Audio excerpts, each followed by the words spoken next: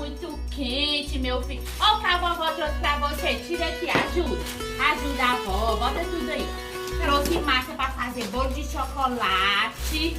Olha, meu filho, trouxe feijão. Olha, pra fazer feijoada. Meu filho gosta, né? Gosta de feijoada. Olha o tanto de miojo que a vovó trouxe pro neném. Olha, linguiça pra fazer a feijoada. Falta um montão de coisa. O rapazinho já deixar, viu? Chocolate, batatinha, refrigerante. Meu filho gosta de tudo isso, né? Sim. Meu filho, uma avó, né? Ah. Abraça a vovó. Que lindo. Eu vou ali me deitar, viu? Que eu tô com sono. Tá bom. Ai. Mamãe, a vovó comprou muitos lanches para mim. Meu filho, isso tá muito errado. A vovó comprou os alimentos tudo errado. Aqueles alimentos não fazem bem à saúde. Mas preste bastante atenção, porque eu já sei o que é que eu vou fazer. Vou levar você e a vovó para uma consulta. Que consulta? Um nutricionista, depois vou encaminhar vocês para o educador físico. Vocês precisam emagrecer. Não. Mamãe! Ô mamãe! Vou levar você para o médico. Eu não vou nem amarrada. Olá, meninos. Mais uma aulinha. Que alegria estar aqui com todos vocês, tá? Na aula passada, né? Nós demos início aí falando sobre o conteúdo nutrição, sobre nutrição, né? Tipos de nutriente e alimentação, engloba tudo na alimentação saudável. O que é que nós iremos dar início para complementar a aula passada? Como vocês puderam ver, né, aí no início do vídeo nós tivemos uma participação especial, né, da avó Maria e o seu netinho Carlos.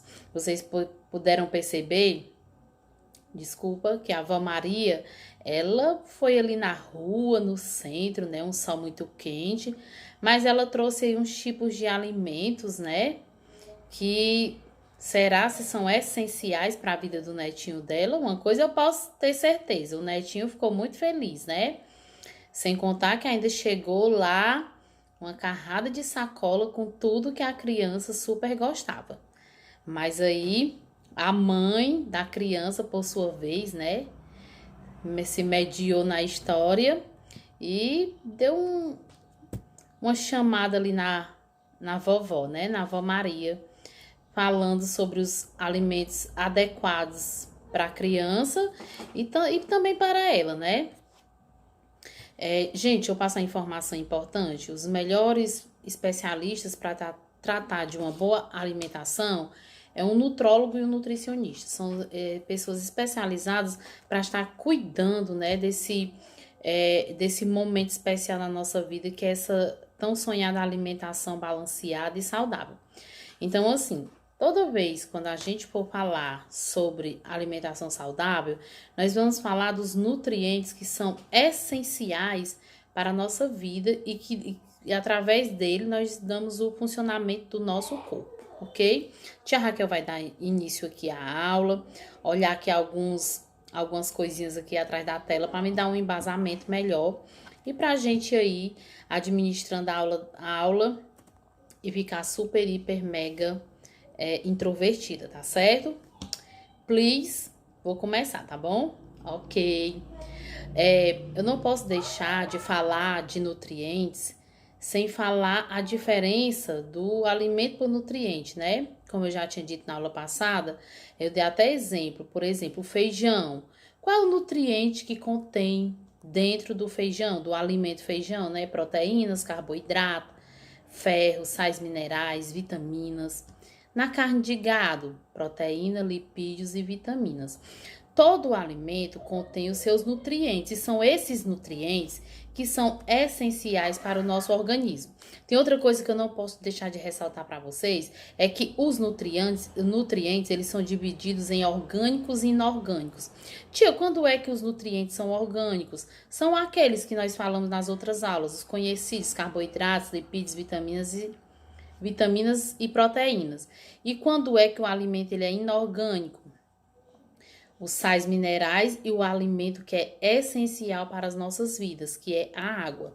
Nós passamos até, como eu disse na aula anterior, passamos até alguns dias, algumas horas sem nos alimentar por conta da reserva de energia que fica no nosso organismo. Mas sem água nós não conseguimos. Quando podemos classificar os nossos nutrientes? Os nutrientes, eles recebem uma classificação. Exemplo, os carboidratos e os lipídios, eles são de classificação energética, como eu falei na aula anterior. Principalmente o carboidrato é uma fonte de energia. Nós precisamos, é como se ele fosse o combustível do nosso corpo. Eu dei até o exemplo na aula anterior, né? Imagine um carro. Para o carro funcionar, ele precisa ter álcool, gasolina. Então, da mesma forma, é o nosso corpo. Ele precisa ter aí um índice de carboidrato para poder nos dar força, ânimo para as nossas atividades do cotidiano. Os lipídios também se classificam como energéticos, né? E pelas gorduras, pelos açúcares, mas a gente tem que ter super cuidado nos lipídios. Agora, as proteínas, a sua classificação é construtores. Elas servem para construir os nossos tecidos, nossos músculos, as nossas células. As vitaminas e os minerais são reguladores, elas regularizam o nosso organismo. Deixa eu especificar, já que a nossa aula é tipos de nutriente. O carboidrato. O carboidrato, por ele ser energético, ele contém um combustível essencial para a célula. A maior parte da energia necessária do nosso metabolismo provém da queima dos carboidratos. Os alimentos de origem vegetal são a maior fonte de carboidrato. Gente, tem muito carboidrato na origem vegetal, que são muito bons e se fazem necessários na nossa saúde. Exemplos de carboidrato, né? Aí temos a glicose, a frutose, a sacarose, a lactose, o amido. Eu sempre costumo dizer que a fruta ela já tem sua própria sacarose, seu próprio açúcar. Então, quanto menos quando a gente for se alimentar de uma fruta, adicionar, por exemplo, no suco, né? Grandes quantidades de açúcar, principalmente esse que nós usamos na nossa casa, né? Que passou por um processo de industrialização muito grande.